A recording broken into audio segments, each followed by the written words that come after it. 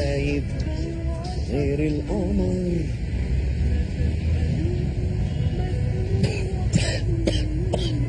قد ايه صارت الساعة؟ 7:45. يلا ما بدك تمشي؟ استنى للسبعة. نبيل انا واعد مرتي يكون بالبيت الساعة 7.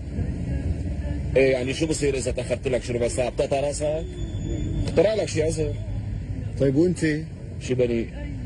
يعني مرتك ما رح تسألك ليش تأخرت؟ بلا سيدي رح تسألني. بصير يعني ما تسألني؟ شو رح تجاوبها؟ لا تخاف علي بهالشغلات، سرعة بديهتي دائما بتنقصني وبتسعفني، ولساني ما في اشطر منه باختراع المبررات. وين السهرة اليوم؟ عند مجدي بالبيت. واي ساعة رح يجوا الشباب؟ يعني بحيطان 10. ايه منيح، اذا بدي السهرة على بكير بكون احسن. مشان ترجع على بكير يعني؟ مشان اطلع من البيت على بكير. اوف، والله اللي بيسمع حكيك بفكر مرتك ومعيشتك بسجن. لك اخي مو قصة سجن، بس بدك الصراحة نحن ما كان لازم نتجوز. اوف، لك ما حلك نبيل، وما صار لك بالاصل الا امبارح العصر، كلهم سنتين زواج، شو بدهم يحكوا اللي اقدم منك لكان؟ لك اخي انا هيك ما بقدر على القيود والنظام. روتين الزواج ما بيلائمني. فكرة الارتباط الابدي عم تجيب لي العصبي. بتصدق مالي قلب روح على البيت هلا؟ وليش بقى؟ لانه كل يوم عم بصير معي نفس الشيء، كانه عم بحضر فيلم عربي او هندي بايخ للمره العاشره. 7:30 بفتح باب البيت وبدخل بلاقي مرتي لابسه قميص النوم الزهر اللي صار لها سنه ما غيرته. تقعد بتحكي لي بالتفصيل الممل شو عم بصير معها بالشغل، واذا كانت رايقه شوي بتقعد بتحكي لي عن جارتنا ام ماهر شلون فركشت خطبت بنتها مها وخطبتها لواحد ثاني. الساعه 8 موعد العشاء، نفس الاطباق والصحون بتنقام بتنحط كل يوم. مكدوستين، زيتونتين، صحن حمص بلا زيت، صحن سلطه بلا زيت، لانه الخانم ما بتحب الزيت. بعد العشاء بنقعد نسمع خناق جارتنا ام عمار هي وجوزها. بعد التسعة مرتي بتجيب شريط فيديو بتقعد تضحك هيك لحتى يصير وقت السهرة. وما بتقول لك شيء لانك رح تسهر برات البيت؟ طبعا لابد ما نتناقر لنا شي 10 دقايق، يعني من 9:30 لل10 الا ثلث. وبعدين بطبش الباب وبمشي. بقى ايدي على راسك، في اصعب من هيك روتين؟ يا رجل حس حالي عم بقضي محكوميه او كاني عم كسر عجار، رح اختنق. سيدي كلياتنا بالهواء سوا، يعني نحن انظم. قوم خلصني. عود شوي عود. لك قوم خلصني بدنا نروح بقى. تفضل. لك قوم.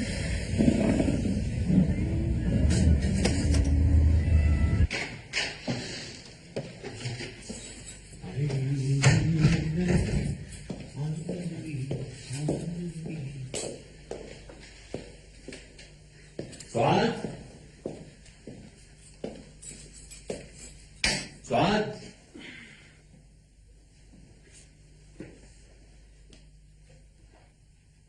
يا سعاد.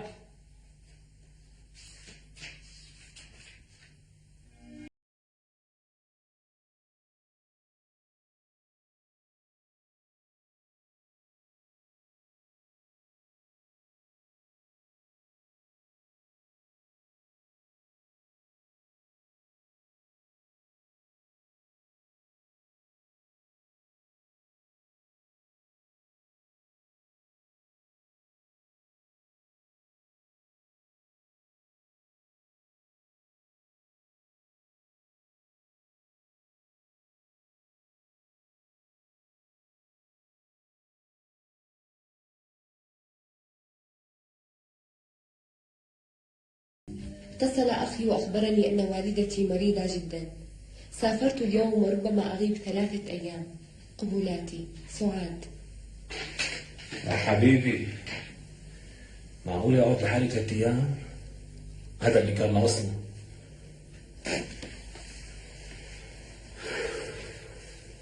ان شاء الله تكون حاطط لي 10.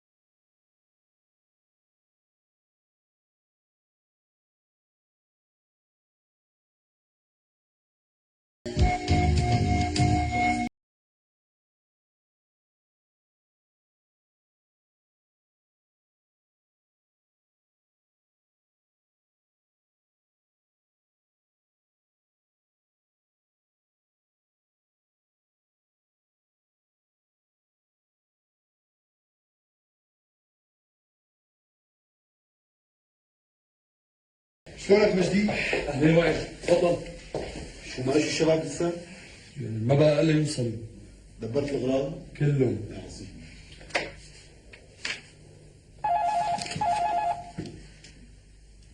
الو. اهلين وائل. لا ابدا قاعد لحالي. شو ليش ما جيت على السهرة؟ مو ناوي شيء. شو؟ تخانقت مع مرتك شي؟ لا ابدا، مرتي مو بالبيت. راحت تشق على امها بجوز ما ترجع بثلاث ايام. لكن ليش سهران لحالك؟ ما بعرف، يعني حابب اقعد لحالي، يعني اعمل مراجعه ذاتيه. مراجعة شو؟ بصراحه وائل، اليوم لما رجعت على البيت وما لقيت مرتي انزعجت كثير. حسيت انه في شيء ناقص بحياتي. ولما قعدت لحالي وراجعت نفسي اكتشفت قديش ظالمه لمرتي. وبشو كنت ظالمة بقى؟ ظالمه اني انا عم بطلع اسهر برات البيت واتركها لحالها. وائل انا هلا قاعد بستغرب انه هي شلون عم تقدر تسهر لوحدها. بتصدق صار لي 3 ساعات عم بحوس مثل الخنفسه بالطاسه، ما عم بعرف حالي شو بدي اعمل. لك صرت احكي مع حالي يا رجل، انا عم بحكي مع حالي. بتعرف وحده صعبه وائل، صعبه كثير. يبدو انه اخلاقك انتزعت على فراق مرتك. شو بنولو؟ لسه اول يوم تتركك فيه مرتك تنقلب فوقاني تحتاني؟ لك مو لسه اول يوم ولا ثاني يوم. الحقيقه كانت واضحه قدام عيوني، بس انا كنت عم بتعامى عنها. وائل انا من اليوم قررت ما اطلع اسهر برات البيت لوحدي. اوه، طول عمرك قراراتك سريعة. عد لل10 شو بنا؟ اسمعوا مني ولا تسهروا اليوم. كل واحد فيكم يحمل حاله يروح لعند مرته واولاده ويسهر معه. لا عمي، وفر نصايحك لحالك. خلي كل واحد ينام على الجنب اللي بريحه. خاطرك.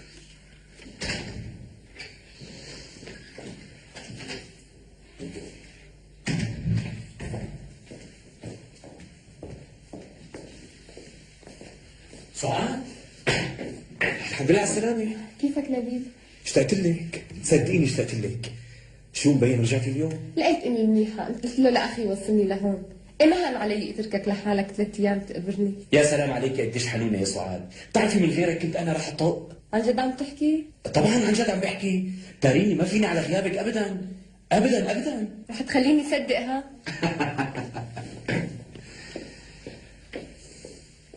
تعشيتي روحي؟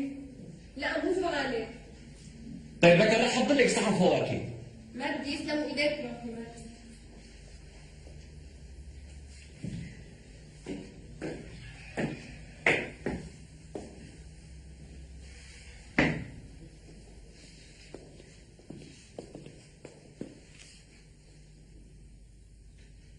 رجعنا لنفس الروتين، نفس القميص الزهر ما غيره، ونفس التسريحة ما غيرها.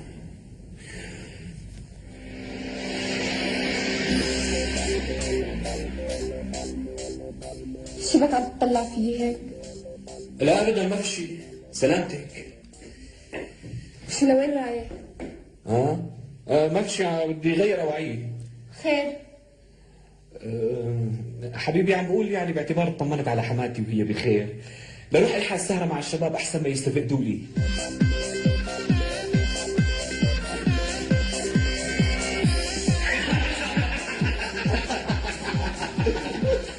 ما في شيء، ما بيلبقني يكون بيتوتي بنوم.